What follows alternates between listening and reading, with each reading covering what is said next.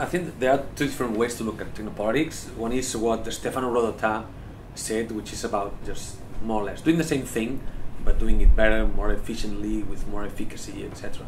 So there is not as much transformation in concept, but just using new technologies.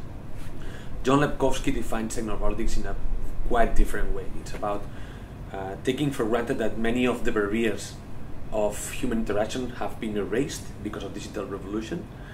So it's not only that these new technologies allow us to do things better, but we can do things very differently. We can include new actors, like new minorities, individual citizens, people that are just not practitioners or experts in one field. They just can be called and be gathered and be listened to.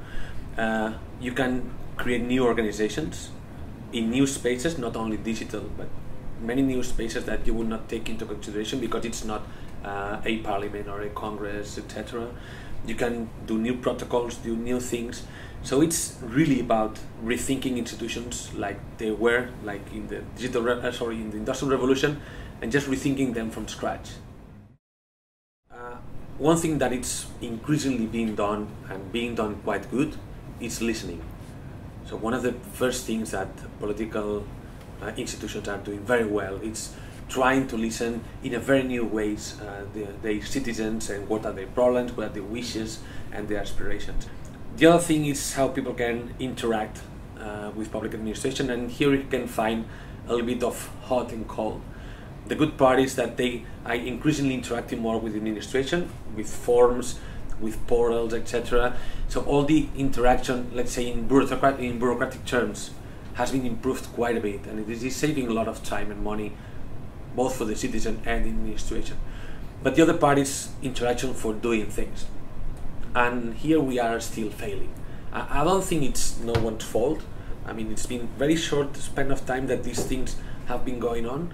We really need new culture, new tools, new skills. So again, this is nobody's fault. Both citizens and the administration have to learn how to do this, but it's crucial because I think that the future of, let's say, collaborative economy or collaborative whatever, collaborative politics or witty politics, or call it whatever you want, will be not only about listening, not only about the bureaucratic part doing it together, but about building things together. And this means that the government sometimes will have to set aside and just be a platform upon which people can build things. And in this part we are still very, very, very far from even having started. Social innovation is about regular people doing things, doing new things, doing new protocols. That is social innovation. The digital part is about taking into account a couple of things. One is that there are new tools to do these things, but the other one, which is the most important one, is that most of the barriers that stopped people from doing things, they have disappeared. Now the barrier of time have more or less disappeared, because now you can participate or do things on your own, at your home, on a coffee break, during lunch, late at night, early in the morning. So you really don't need to be in the same time with the same people to do things. The other one is obviously space. You don't need to gather in the same place at the same time to do something. The normal thing is that if you want to do politics, you don't need to be at the headquarters of the labor union to assembly and plan things, or you don't need to be at the parliament to do things. You just can join with people and plan things. And the third aspect, which comes from the other two, is that most of the input and tools are not analog, are digital, which means that you can replicate them, you can use them, and just you don't spend them. They're unlimited, or they are more or less infinite. So you put regular people that want to do things without the barriers of time and space, with new ways to collaborate, and especially with input and tools which more or less come for free. And this is digital social innovation. So in all fields, and not only in administration, this is going to be something huge. People have always wanted to do things. Now they can do them, and more or less the only barrier is your own skills and your own time and your own efforts. You don't need, or I mean, you can do without them at least. You don't need institutions, you don't need capital, you don't need a lot of investment. You really can do a lot of things. If we believe that the social arena or the public arena is about doing things for the common good, I mean, enabling citizens to do these kind of things. It's surely one of the main goals for the nearest future of the public administration. How to help people do things for everyone, which was or is the very same purpose of public administration. So that's for sure. It's something that public administration really has to foster and has to know how to do well. Well, the first thing is that we have expected always that some institution will do things for us. And when we wanted to do something, our main purpose was to influence that institution. That might be a political party, a labor union, an NGO, going to the Congress and trying to pressure or lobby for something to happen. But if the institution did not want to do that, because many reasons, you just refrain yourself from doing it. Just seldom you would organize or put up another institution, but it is time costly and needs some money. The very good thing now is that people really can take the initiative to do this kind of stuff. Of course, you need someone to back you and to go with you and to create a critical mass to make things happen. But the good thing is that now you can initiate things with relatively low cost in terms of money and time and investment. So I think that is a very important change. The need of institutions to initiate things, or the ability to circumvent institutions. This is not something necessarily good. I think that institutions have a much wider point of view. They really know how to map things better than the individual because of the scope that they have.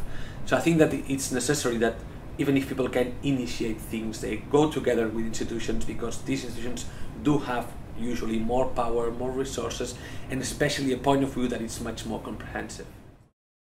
I think that open government is flourishing all over the world, and for the last reports that we have from the World Bank or the government of Canada, even the government, the Open Government Partnership, etc., we are, I would say, more or less in our middle way, meaning that at least all the open part, it's more or less already there. I mean, we have new laws about open government, open data, open participation. We have more or less all the new laws that are enabling new ways of participation, passive administration or reactive participation, and we are lacking still the part of the co-management or co-construction or collaboration. So the first part, I think that, and this includes the government of Catalonia, it's doing very good work. The second thing, and the government of Catalonia is doing it, unlike many others, is the role of intermediaries. And this is a crucial part. The last plan, or the coming plan of open government in Catalonia for 2017, 18 and 19 includes a very important part about how to provide skills for individuals and for public servants to act as brokers, to act as intermediaries. And this is a double good idea. On the first hand is that because even if people can act individually, many of them, what they will try to do is to change their representatives. I don't trust the government, but I trust my friend, or I trust this newspaper, I trust this scholar. So trying to promote the idea that you can participate, but you can delegate on someone else, not the institution, that's a good idea. But these institutions, or these new institutions, have to be trained. That's why the idea of training these intermediaries, which is data scientists, research journalists, their own people that are in the public administration that are going to be the brokers of information within their own teams. This is something that it's really, really, really crucial. Most of the barriers that we have now are placed in this part on how to change the culture of people, the culture of organizations, and this can only be done by training these people. So in that sense, training of intermediaries is very, very important. On the last thing is where we are heading. Again, it's about using this data, using this transparency, not only to listen better or to do things better, more efficiently, but to change protocols and to give away or give back some sovereignty to the final users or to the people. But this will come naturally, I think. All the e-participation initiatives led by governments are really aiming to give voice to their citizens, or it's just a way of saying, yes, there is this digital wave, we're gonna surf it, but you're just gonna have the same voice as ever. What we've been doing is in 8 cases all over the world. My case is the case of Barcelona. We are analyzing different initiatives of e-participation led by governments, so they're really top-down approaches, and see whether there's been a revolution or a change. We're using the structuration theory of Anthony Giddens, and at least in the case of Barcelona, but in general, on all the places that we've been studying, that there is a true transformation. There is some caveat to be told here. That there is a transformation that at the tipping point has been passed does not mean that it's hegemonic yet. So when we look still at the global landscape, what we see is still the same way of politics as ever. Top down, small voice or little voice or no voice at all, and just some minor improvements.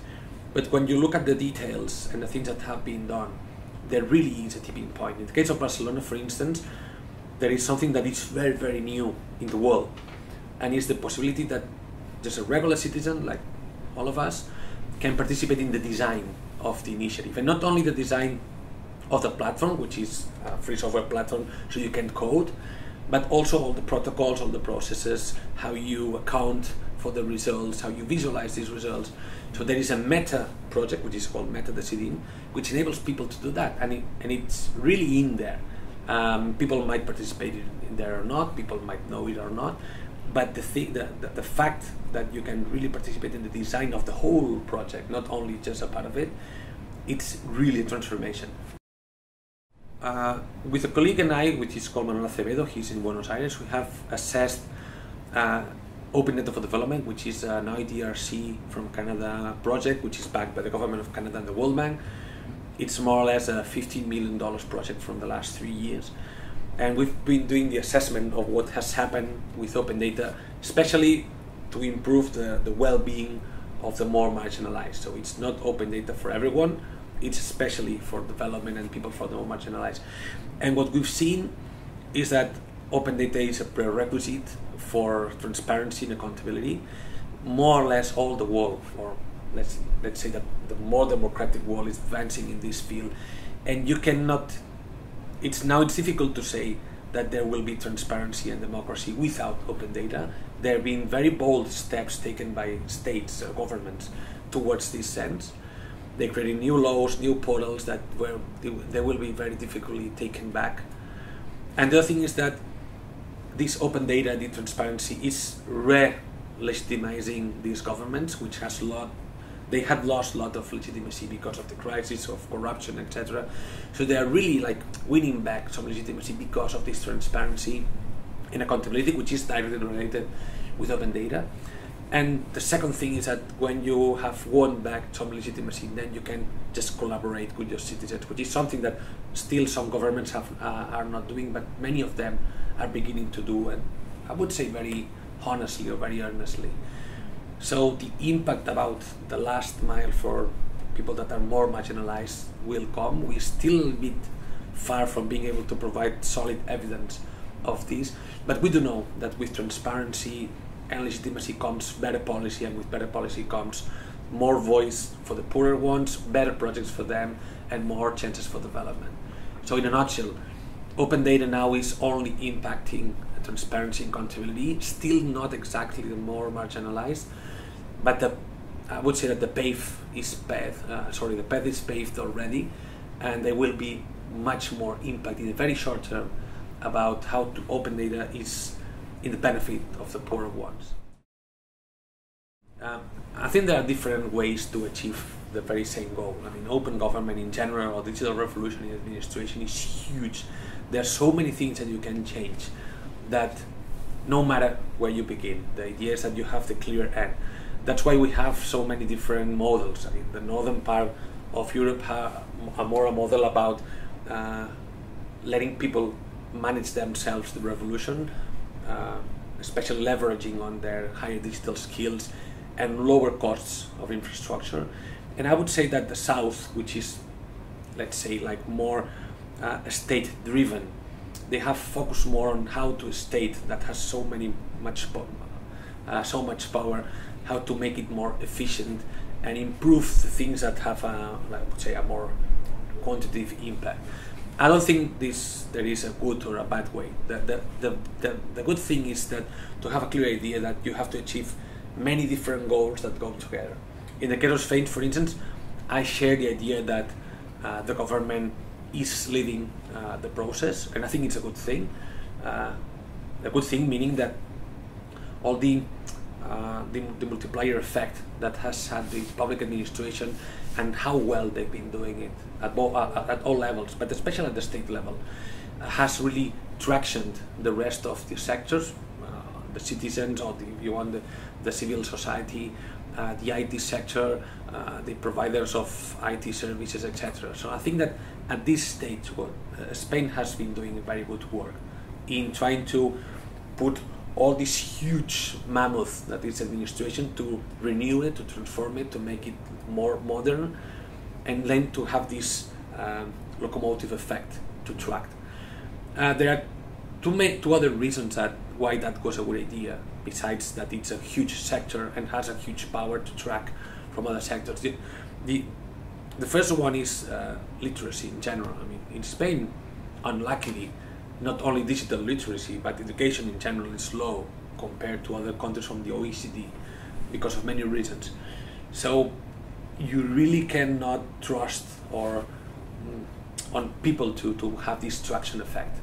I won't say that you have to forget about this, because this will be your next step, but for starters that would have been a bad idea. I mean, we really have still very low profile in education in general in Spain, in comparison with Norway or Finland, where people were more eager to have this traction effect.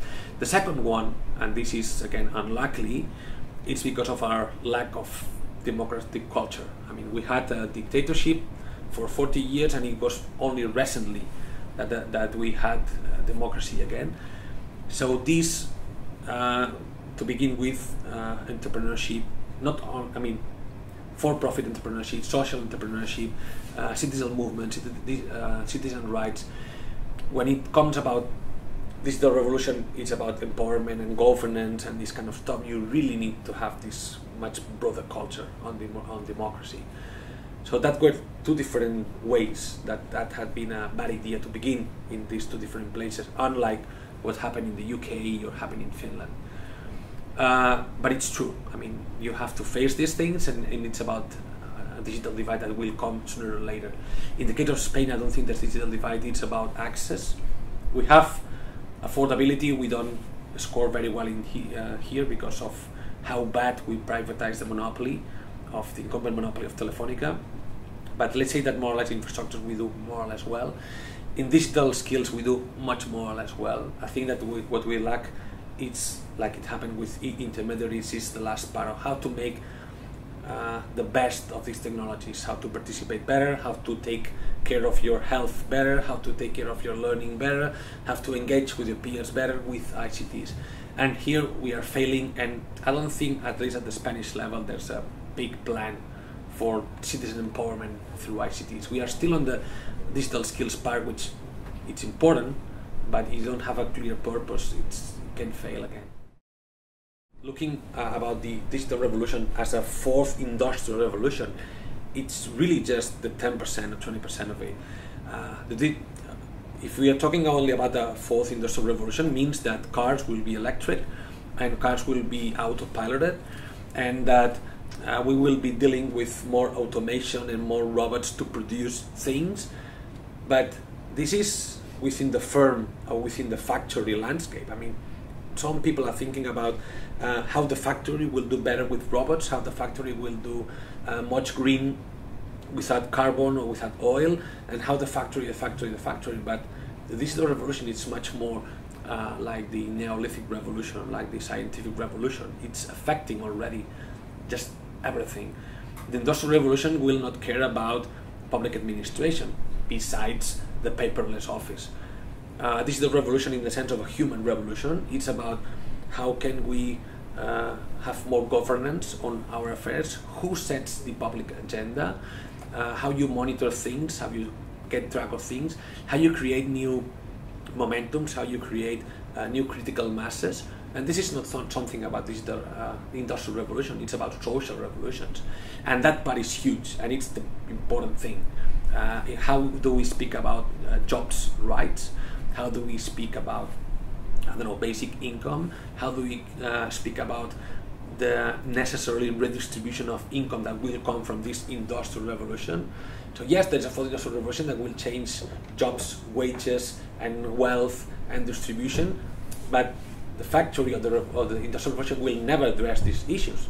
They will just address how the capitalist takes all the benefits. But so all the rest, that's why I'm thinking about more a transformation or revolution in all terms, and not only just about the industry. Well, I would say that the way to adapt the services to the new needs is twofold. One is about the improvement of efficiency and efficacy, as I said before. So try to do things with less time instead of queuing at the office, or with less money. But the other thing is about how to design them better. When we speak generally about democracy, we take for granted that institutions are already there. It's like a dinosaur that was there in the room, and you just try to deal with it. And we just randomly think about redesigning institutions, and especially this redesign that is more or less in real time. So this is the great challenge, how to enable people or citizens to redesign or to co-design institutions, and how make this more or less in real time, like you do with software. I mean, in software you can really change things that are not working, you can fix them in real time. This is huge, that this is a very dire transformation, because we thought of institutions as something that are made on stone and you just don't change them. But I think that to me this is the great challenge, how to make people contribute more to institutions, and how to make institutions contribute more to people's needs. And I would say that the more challenging thing to face in this aspect is who is to decide what we change and how. That is, we are used to say that there's one people, one vote. This comes from the neoliberal revolution or the scientific revolution in new democracies, and it's very likely that this thing will, if not end, will change. I mean, maybe we don't need to have everyone voting at the same time to change something. That's the idea, that this something is made on stone, so everyone comes together, change it, and it's going to last for 100 years. But maybe just some people can change that. What people? Let's see. If it's about schools, maybe it's parents, or it's teachers, or it's, I don't know, the association of teachers. If it's about health, maybe it's aging people, or it's people with diseases, and maybe other people just do not need to participate that much. So we'll have to find new balances between this is concerning everyone, so everyone should vote, and this maybe it's not exactly concerning everyone, so maybe everyone can vote, but we need especially the most involved, the most affected by this issue to vote or participate or co-design. So I think that we really need, we'll have to find where the new majority is, or how do we define the majority or the target of people.